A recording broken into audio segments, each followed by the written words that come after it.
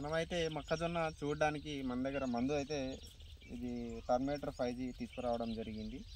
ఇది మొక్కజొన్నకు బాగా పురుగు ఉందన్న ఏ మందు కొట్టాలని చెప్పేసి రైతు అడిగినప్పుడు మనం చెప్పినప్పుడు ఇది కొట్టిన తర్వాత ఎలాంటి పురుగు ఉండే ఏం పోయింది ఒకసారి చెప్పండి. ఇది కొట్ట ముందు మాత్రం మొక్కజొన్న బాగా పురుగు ఉన్నది, ఘోరం గింతాంత ఉన్నది, పెరగలే, వేరే ఏం మందు కొట్టినా పని చేయలే. అయితే ఒకసారి యూట్యూబ్లో చూస్తే ఈ మందు జాడ తెలిసింది, టర్మేటర్ 5G, మన మహబూబాబాద్ జిల్లా మరిపాడ బంగ్లా, అక్కడ యూట్యూబ్లో చూసి పోయి తెచ్చుకున్నా.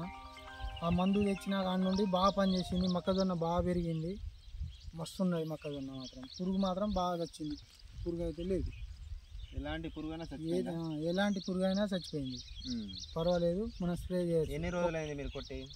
ఈటికి 7-8 రోజులు అవుతుంది. 7-8 రోజులు అవుతుంది. ఒక పురుగు కూడా లేదు, బాగా పనిచేస్తుంది. బాగా తినేదా? బాగా తిన్నది, విపరీతంగా తిన్నది. ఇది కొట్టిన తర్వాత 7-8 రోజులకే రిజల్ట్ చూపెట్టింది.